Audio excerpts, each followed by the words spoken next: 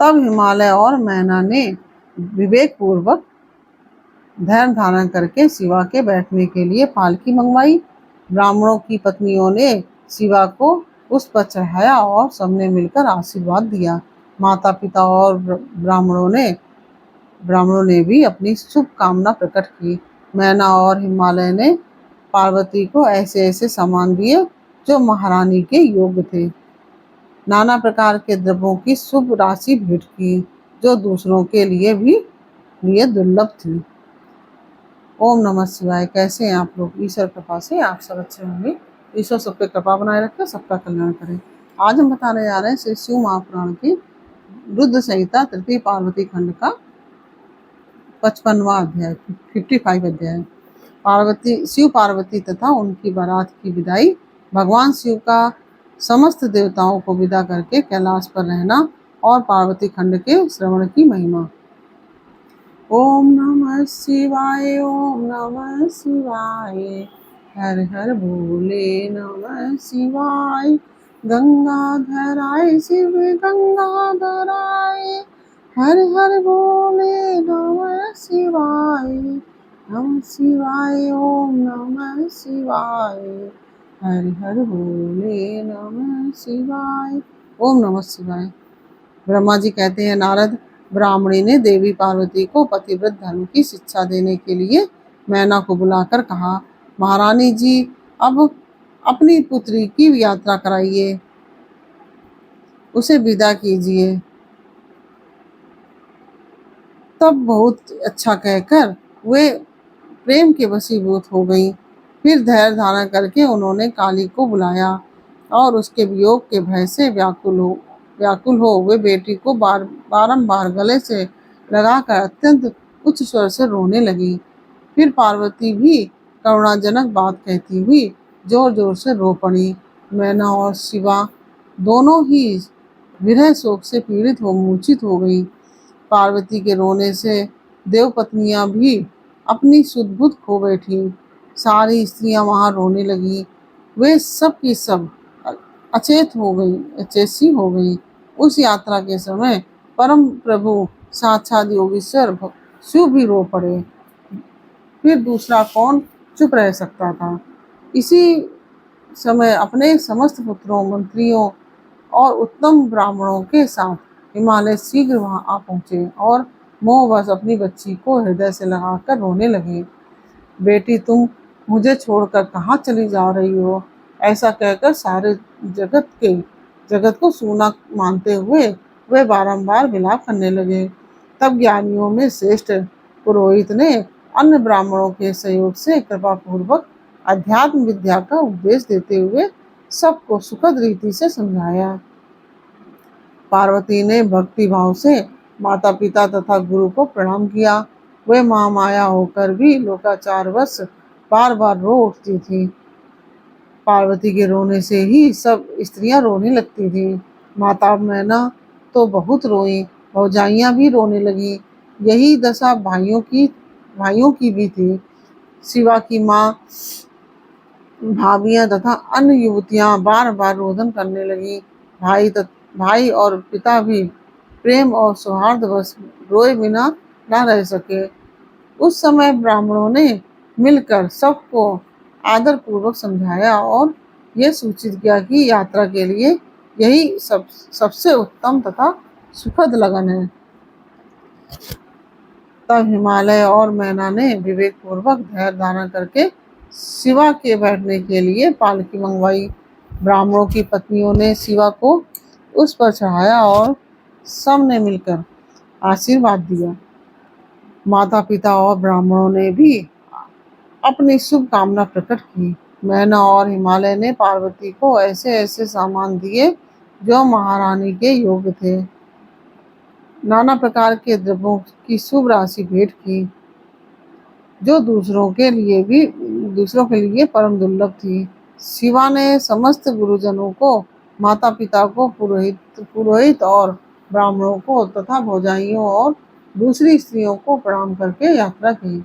पुत्रों सहित बुद्धिमान हिमांचल भी स्नेह के वशीभूत हो पीछे पीछे गए और उस स्थान पर पहुंचे जहां देवताओं सहित भगवान शिव प्रसन्नतापूर्वक प्रतीक्षा कर रहे थे। वहां सब लोग बड़े प्रेम और आनंद से परस्पर मिले। उन सब ने भगवान को प्रणाम किया और उनकी प्रशंसा करते हुए वे पुरी को लौट गए। तदंतर कैलाश पहुंचकर भगवान शिव ने पार्वती से कहा कि देवेश्वरी, तुम सदा से ही मेरी प्राण प्रिया हो। तुम्हें लीला पूर्वक इस बात की याद दिला रहा हूँ। तुम्हें पूर्व जन्म की बातों का स्मरण है, अतः मेरे और अपने नित्य संबंध का यदि तुम्हें स्मरण हो तो बताओ। अपने प्राणनाथ महेश्वर की यह बात सुनकर शंकर की नित्य प्रिया पार्वती मुस्कुराती हुई बोली, प्राणेश्वर, मुझे सब बातों का स्मरण है, किंतु इस समय आप चुप रहिए और इस अवसर के अनुरूप जो कार्य हो उसी को पूर्ण कीजिए, उसी को शीघ्र पूर्ण कीजिए। ब्रह्मा जी कहते हैं, नारद, प्रिया पार्वती के सैकड़ों सुधा धाराओं के समान मधुर वचन को सुनकर लोकाचार परायण भगवान विश्वनाथ बड़े प्रसन्न हुए। उन्होंने बहुत सी सामग्रियां एकत्र करके नारायण आदि देवताओं को भांति भांति की मनोहर भोज्य वस्तुएं खिलाई। इसी तरह अपने विवाह में पधारे हुए दूसरे लोगों को भी भगवान शंकर ने प्रेम पूर्वक सुमधुर रस से युक्त नाना प्रकार के अन्न भोजन कराए। भोजन करने के पश्चात उन सब देवताओं ने नाना रत्नों से विभूषित हो अपनी स्त्रियों और सेवक गणों के साथ आकर प्रभु चंद्रशेखर को प्रणाम किया। फिर प्रिय वचनों द्वारा प्रसन्नता पूर्वक उनकी स्तुति एवं परिक्रमा करके शिव विवाह की प्रशंसा करते हुए वे सब लोग अपने अपने धाम को चले गए। उन्हें साक्षात भगवान शिव ने लोकाचार वश भगवान शिव को और मुझको भी प्रणाम किया। ठीक उसी तरह जैसे वामन रूपधारी श्री हरि ने महर्षि कश्यप को नमस्कार किया था, तब मैंने और श्री विष्णु ने शिव को हृदय से लगाकर उनको आशीर्वाद दिया। तदंतर श्री हरि ने उन्हें परब्रह्म परमात्मा मानकर उनकी उत्तम स्तुति की। इसके बाद मेरे सहित भगवान विष्णु शिव से विदा ले शिवा और शिव को प्रसन्नता पूर्वक हाथ जोड़ उनके विवाह की प्रशंसा करते हुए अपने उत्तम धाम को गए। भगवान शिव भी पार्वती के साथ आनंद विहार करते हुए अपने निवास भूत कैलाश पर्वत पर रहने लगे। समस्त शिव गणों को इस विवाह से बड़ा सुख मिला। वे अत्यंत भक्ति पूर्वक शिवा और शिव की आराधना करने लगे। तात इस प्रकार मैंने परम मंगलमय शिव विवाह का वर्णन किया। यह शोकनाशक, आनंददायक तथा धन और आयु की वृद्धि करने वाला है। जो पुरुष भगवान शिव और शिवा में मन लगाकर पवित्र हो प्रतिदिन इस प्रसंग को सुनता है अथवा नियम पूर्वक दूसरों को सुनाता है, वह शिवलोक प्राप्त कर लेता है। यह अद्भुत आख्यान कहा गया है, जो मंगल का आवास स्थान है। वह यह संपूर्ण विघ्नों को शांत करके समस्त रोगों का नाश करने वाला है। इसके द्वारा स्वर्ग, यश, आयु और पुत्र और पौत्रों की प्राप्ति होती है। आयु तथा पुत्र और पौत्रों की प्राप्ति होती है। यह संपूर्ण कामनाओं को पूर्ण करता, इस लोक में भोग देता तथा परलोक में मोक्ष प्रदान करता है। इस शुभ प्रसंग को सुनने से अपमृत्यु का शमन होता है और परम शांति की प्राप्ति होती है। यह समस्त दुष्सपनों का नाशक तथा बुद्धि एवं विवेक आदि का साधक है। अपने शुभ की इच्छा रखने वाले लोगों को शिव संबंधी सभी उत्सवों में प्रसन्नता के साथ प्रयत्नपूर्वक इसका पाठ करना चाहिए। यह भगवान शिव को संतोष प्रदान करने वाला है। विशेषता देवता आदि की प्रतिष्ठा के समय तथा शिव संबंधी सभी कार्य के प्रसंग में प्रसन्नता पूर्वक इसका पाठ करना चाहिए अथवा पवित्र हो शिव पार्वती के इस कल्याणकारी चरित्र का श्रवण करना चाहिए।